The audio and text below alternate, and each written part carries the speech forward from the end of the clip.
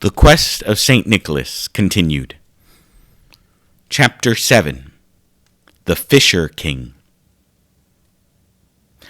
After many days of travel, the reindeer and the great stag with the glowing cross between its antlers brought the sleigh to a stop at the top of a hill overlooking a great valley. A river still flowed through it, apparently not yet frozen, despite the many days of bitter cold. Yet even more extraordinary was the great castle in the middle of the valley. It was an ornate stone structure built right over the top of the river, so that the river flowed right through the great archway at the base of the castle.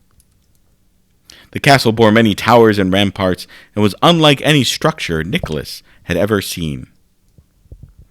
"Behold the castle Corbenic," said Prudy.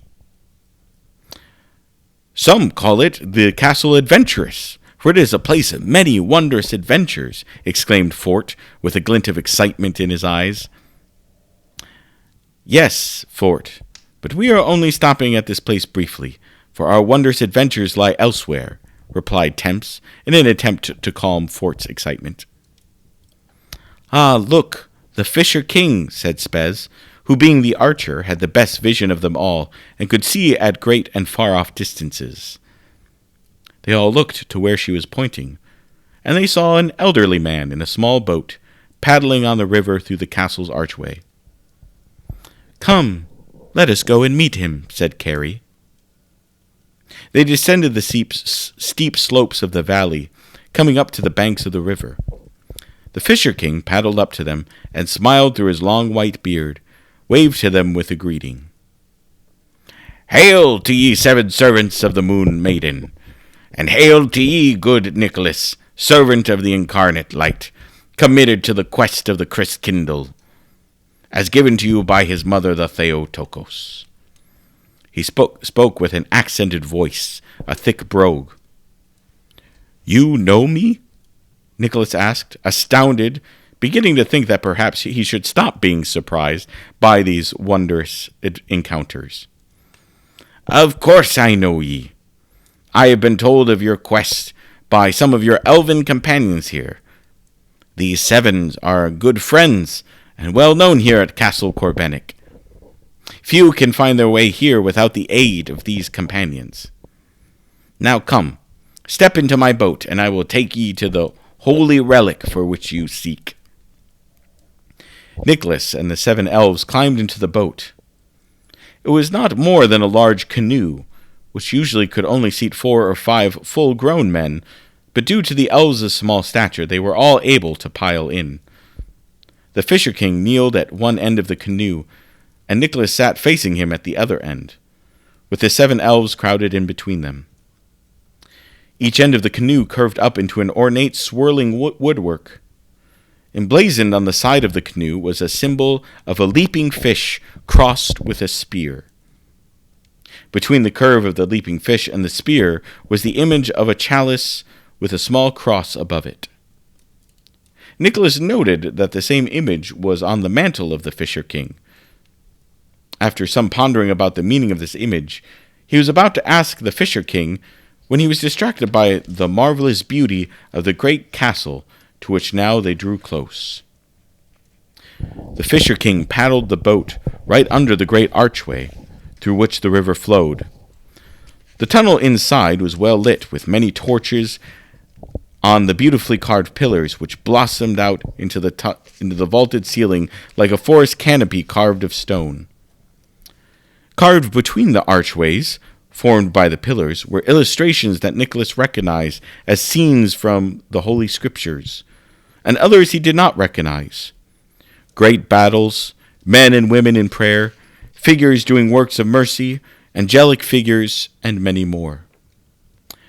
Lower down along the wall were depicted even more scenes, though in ornate tapestries and paintings rather than stone carvings.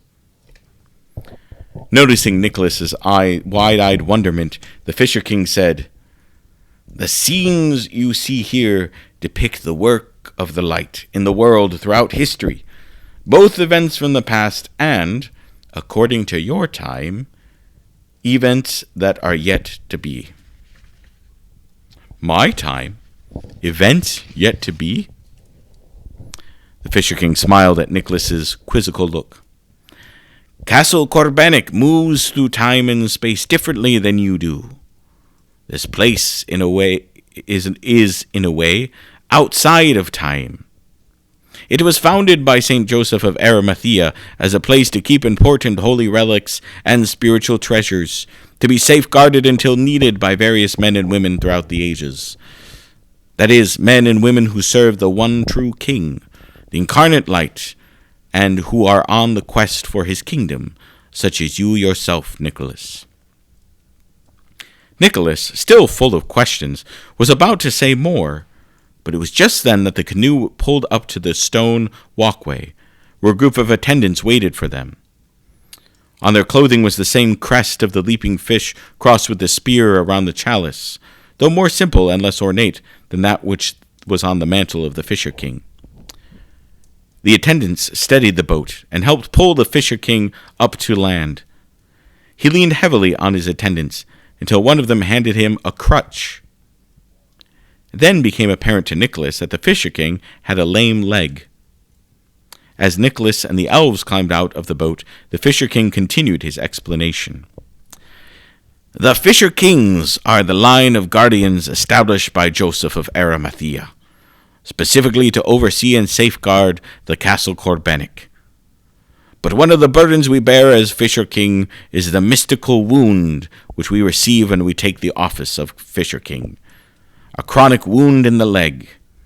It is to humble us, reminding us of our own unworthiness of the office, and to remind us of our own failures and sinfulness, and those of kings to come. They then walked through a set of wooden doors carved with the fish and spear symbol. What does that symbol mean? Said Nicholas. The one of the fish and the spear and the cup? Does it have to do with your title, the Fisher King? And what is the meaning of that title anyways? The Fisher King smiled as he hobbled along next to Nicholas down the marbled hallway, followed by the elves and attendants. You have many questions, Nicholas. Your mind is always pondering great wonders. That is what has led you to be such a great bishop. Your mind is always seeking to delve into the great wonders and mystery of the divine. That's why you have been such a zealous defender of the mystery of the Incarnation. Yes, I know much about you, Nicholas, about the Council of Nicaea that you attended, about your life as a bishop, and about your deep love and devotion to the beautiful season of Christmas, where we celebrate the Incarnation. How I know all these things about you, it is too much for me to tell ye now. But suffice it to say that the Castle Corbenic is a place of great wonder and knowledge that reveals many hidden things and secrets, many of which are made known to us, keepers of the castle. But my predecessors and my successors are called the Fisher King for two reasons. First of all, because the king called fishermen to be his first apostles, and told them that he would make them fishers of men. But second, it is a reminder of the mystical wound that we bear. As we are made lame by this mystical wound, we are not fit, as many kings are, for great battles or hunts or the like.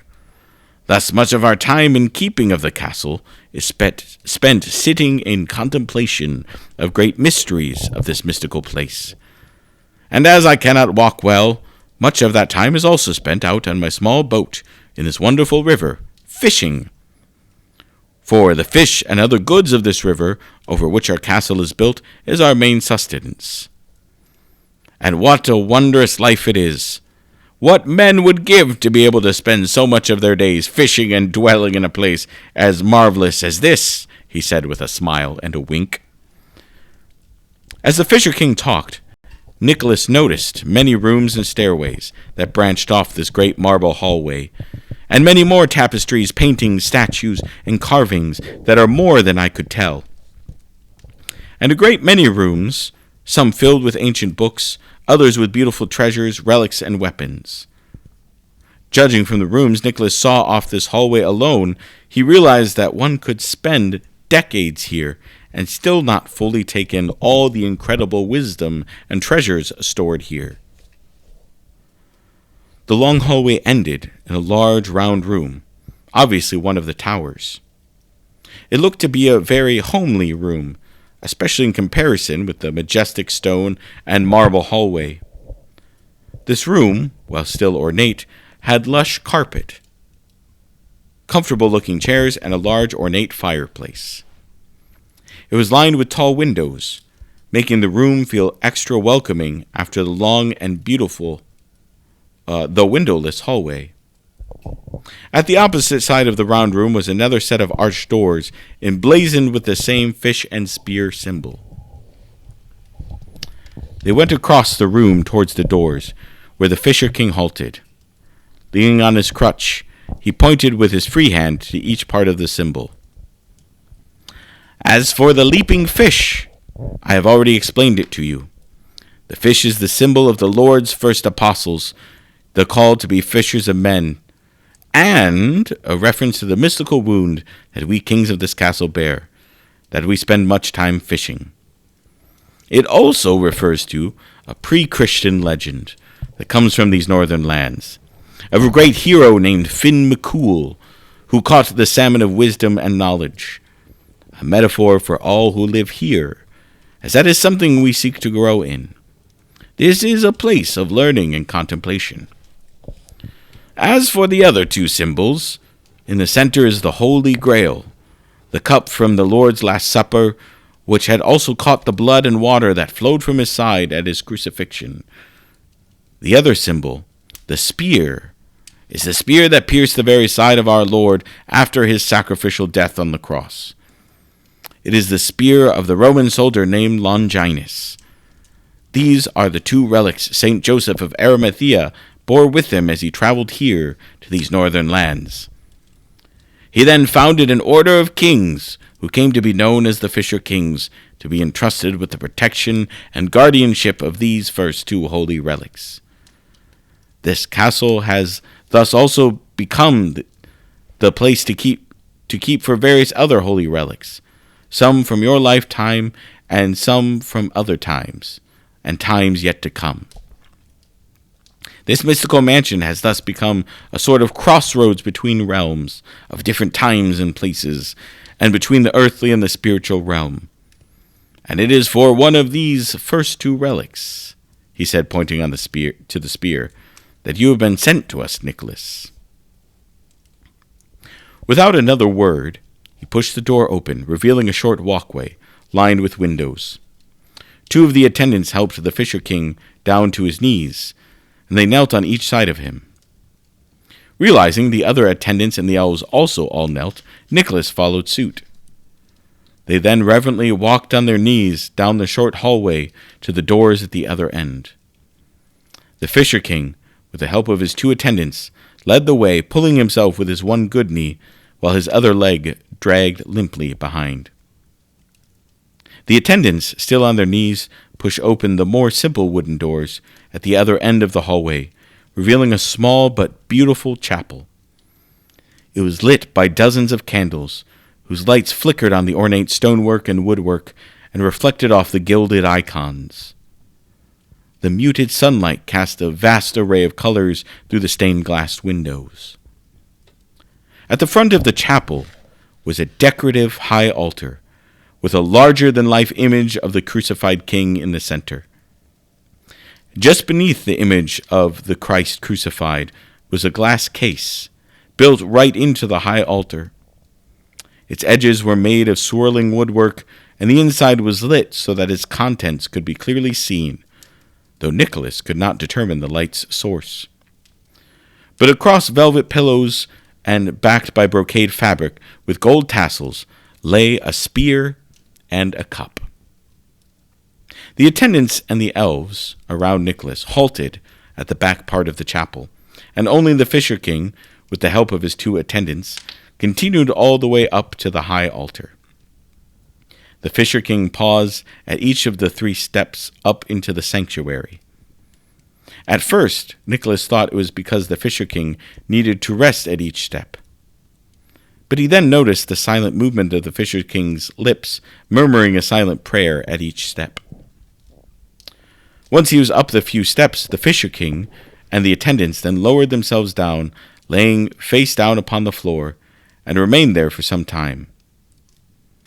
Finally, they came up again, and the Fisher King, using the shoulders of his kneeling attendants, pushed himself to his feet. Leaning on the altar, he reached up, opened the case, and drew out the spear. He turned and silently held up the spear.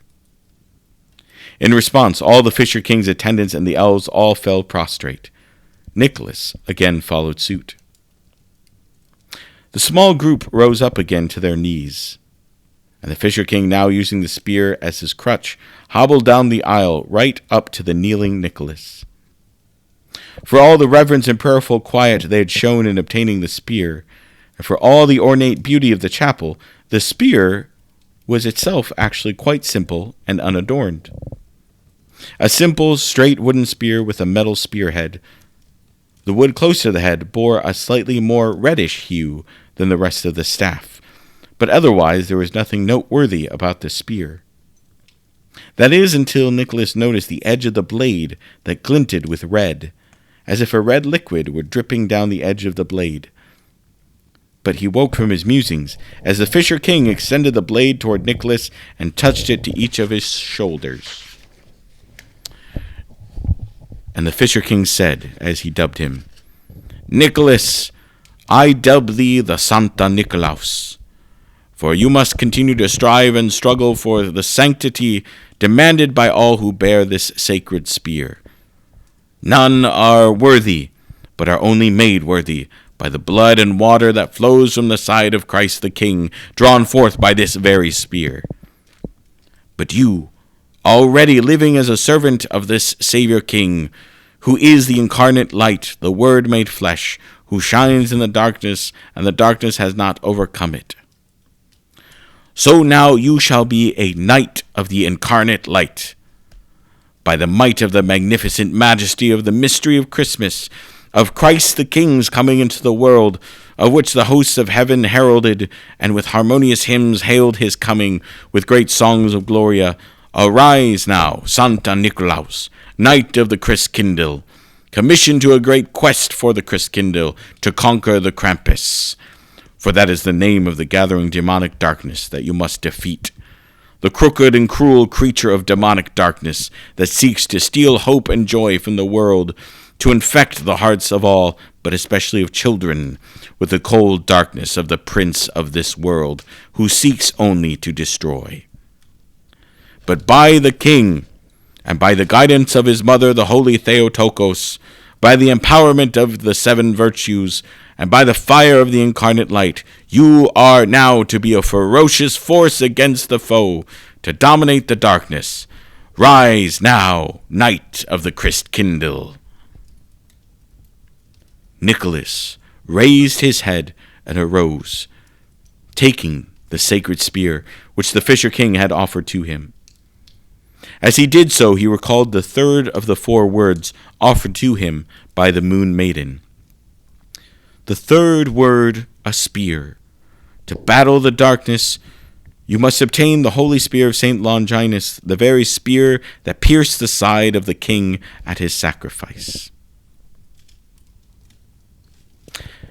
After receiving the spear, the Fisher King and his attendants led them back out across the river to the edge of the valley, where their sleigh was waiting. They also restocked their sleigh with more food supplies for their journey. The moon seemed brighter than usual, as if the Moon Maiden herself was smiling down upon them. The moonlight glistened off the snow and the frosted tree branches. And as Nicholas mounted and stood in his sleigh to give his final thanks and farewell, what a sight he was in that moment. Spear in one hand, wreath of holly encircling his other arm, his great red cloak flowing about him, and his great white beard flowing down his breast, glistening like the snow about him, illuminated by the light from the glowing cross between the antlers of the stag.